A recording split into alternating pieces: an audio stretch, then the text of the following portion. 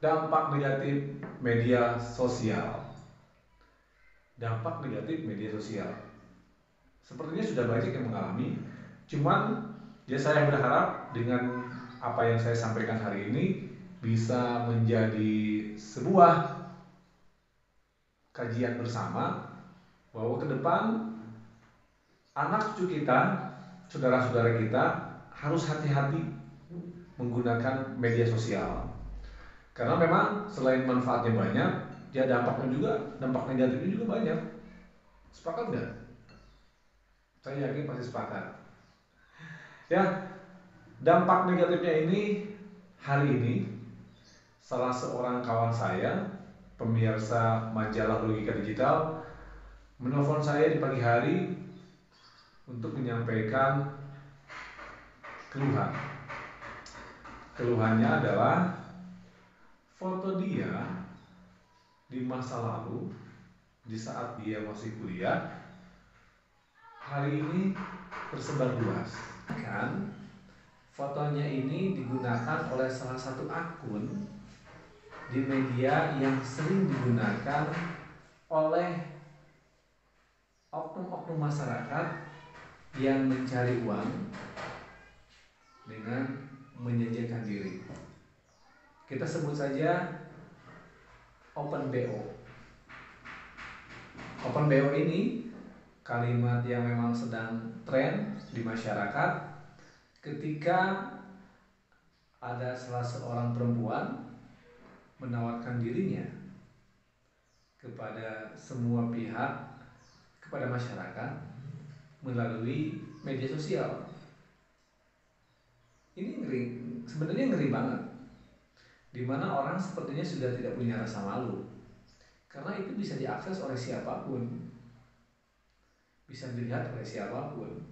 Ya kalau dulu mungkin, bukan mungkin lah, saya sebagai wartawan sering ke tempat-tempat prostitusi dan yang lainnya, kita melakukan investigasi, konfirmasi dan lainnya, itu mereka tetap tertutup loh. Bahkan walaupun dia pekerjaannya seperti itu, ya langsung saja kita sebut pekerja seks komersial atau PSK, di kampung halamannya dia tidak diketahui, orang tidak mengetahui kalau dia mempunyai profesi seperti itu. Orang tuanya, tetangganya, sahabatnya, dia mungkin tidak tahu. Dia menutupi erat-erat apa yang dia lakukan di kota, apa yang dia lakukan selama merantau. Tapi hari ini, di era ini, maksudnya di era modern ya, di era digital, bukan di era kepemimpinan presiden atau bupati, bukan. Saya tidak berbicara ke arah itu. Saya berbicara di era modernisasi ini, di era digital ini, banyak sekali oknum masyarakat yang memiliki, yang menjalankan, yang mencari pekerjaan yang bertentangan dengan aturan agama dan hukum, yang bertentangan dengan aturan sosial atau susila. Tapi mereka sepertinya ya percaya diri saja. Sepakat gak? Kalau itu kita sebut mengerikan. Bagaimana masa depan dia, bagaimana masa depan keluarganya, ya kalau dia punya keturunan ya bagaimana nasib anak-anaknya ketika mengetahui orang tuanya memiliki profesi seperti itu. Kalau saya sih nggak terbayang gimana gitu ya. Dan mudah-mudahan saya, keturunan bapak ibu semuanya dijauhkan dari profesi seperti itu. Mudah-mudahan kita semua bisa tabah, kuat, dan bisa menjalankan apa yang diperintahkan oleh hukum, baik hukum negara atau hukum agama, mencari pekerjaan yang halal sehalal-halalnya. Nah, konteks hari ini biar kalian semua nggak bete nih. Jadi saya ingin menyampaikan bahwa dampak negatif media sosial ini dirasakan langsung oleh salah satu warga masyarakat Garut yang menelepon kita, yang mengontak ke kita bahwa foto-fotonya sudah beredar di salah satu akun dengan nama yang berbeda. Sebut saja nama sahabat saya ini Bunga. Tetapi di akun itu namanya jadi Melati. Dan foto-foto yang beredar adalah foto-foto dia di saat dia masih kuliah. Perbedaannya adalah hari ini dia sudah dewasa dan memiliki pekerjaan yang ya sangat beruntung lah. Bekerja di salah satu instansi pemerintah dan kemudian dia dikenal baik. Nah, sementara foto-foto yang beredar itu menggunakan atau sebelum dia bekerja atau sedang kuliah. Nah, pakaiannya digunakan dulu dan sekarang juga berbeda. Dulu ya namanya pergaulan anak muda, ada yang seksi, ada yang ya cukup menarik lah untuk mata seorang pria. Untuk mata pria-pria yang ya mau belang nggak belang, kalau lihat wanita cantik semua pasti tertarik, bener nggak? Sepakat nggak? Nah, ini foto-fotonya cukup seksi dan kemudian menawarkan jasa seperti itu. Sontak saja ketika dia tahu, dia kaget, dia bingung, ini kok bisa begini, siapa pelakunya? Nah, maka saya menyarankan dia untuk segera secepatnya melapor ke kepolisian setempat.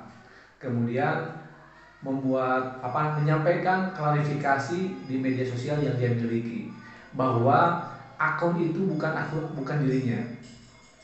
Akun itu dihack oleh orang lain atau akun-akun yang tidak bertanggung jawab dan menggunakan foto dia. Itu yang saya sampaikan. Mudah-mudahan hari ini dia sudah menyampaikan itu ke pihak kepolisian agar ketika ada pihak-pihak yang merasa dirugikan, ya dia sudah bisa mengklarifikasi, dia sudah bisa mengkantar bahwa foto itu bukan dia. Nah, kita sedikit kembali ke belakang. Saya bertanya, kamu itu tahu dari mana? Tahu dari media sosial langsung ketika kamu lihat foto itu ternyata orang lain, atau seperti apa gitu? Nah, singkat kata, dia tahu itu dari sahabat-sahabatnya atau teman bekerjanya yang merasa kaget karena mendapatkan informasi dia yang melakukan tawar-menawar atau melakukan penawaran untuk sebuah hubungan intim singkat dengan bayaran yang lumayan tinggi. Nah, singkat kata, teman-temannya datang, dia menyampaikan, memperlihatkan, dan dia kaget. Menurut dia, itu foto masa lalu yang ada di Instagram. Tapi Instagramnya pun sudah dihapus, sudah nggak ada. Jadi semenjak dia menikah, dia merubah total penampilannya, dia merubah perilakunya. Ya walaupun sih perilakunya dari dulu juga nggak negatif, biasa-biasa saja. Nah, namun ketika dia bekerja di instansi pemerintah, ya dia mencoba menyesuaikan diri bahwa harus punya wibawa yang lebih dari masyarakat pada umumnya. Nah, hari ini dia tiba-tiba kaget, foto-foto masa lalunya beredar dengan ada penawaran gitu.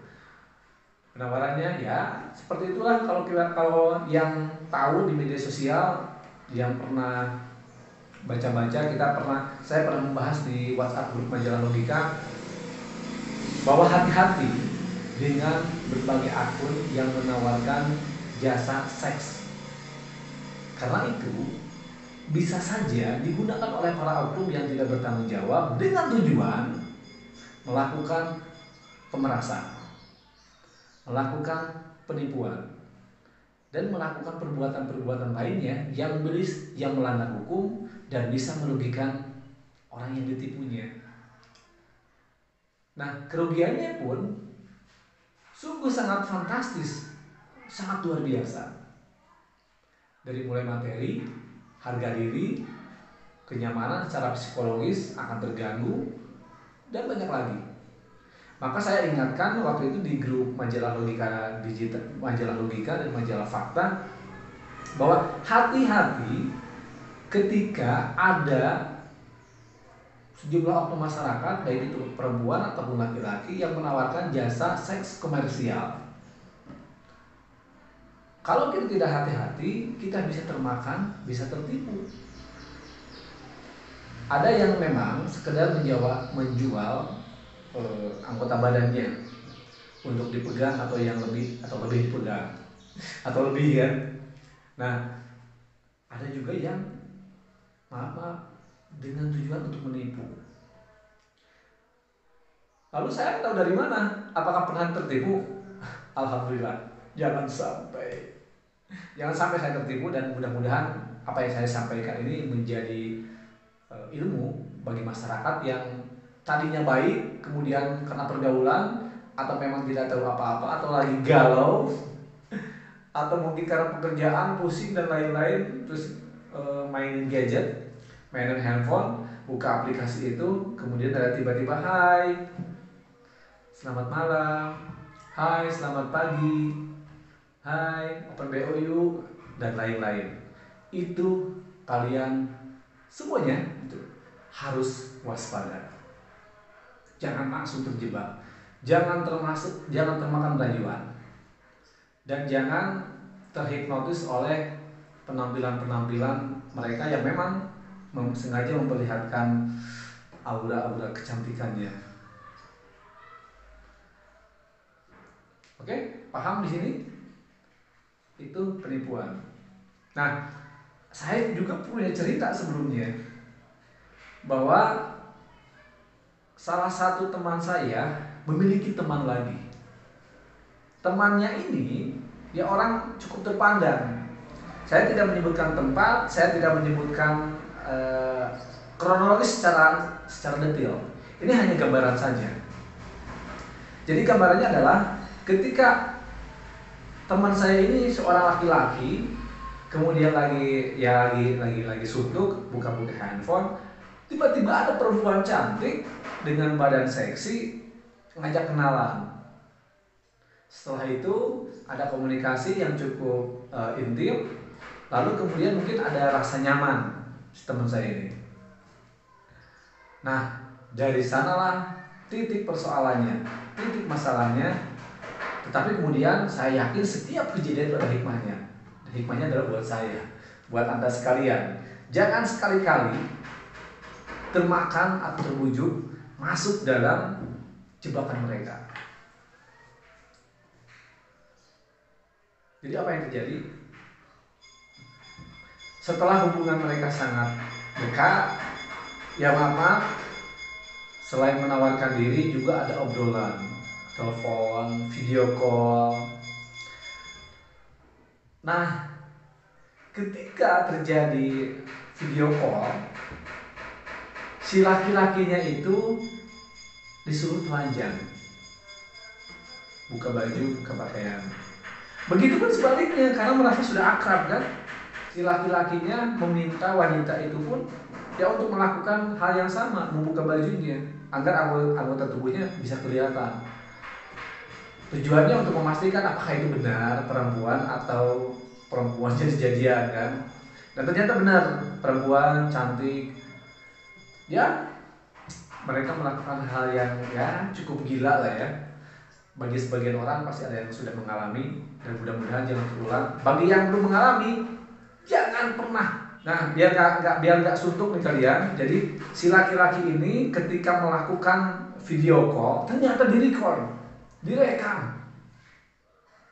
Jadi ketika ya obrolannya itu direkam, ketika dia buka baju sampai apa itu ada semua.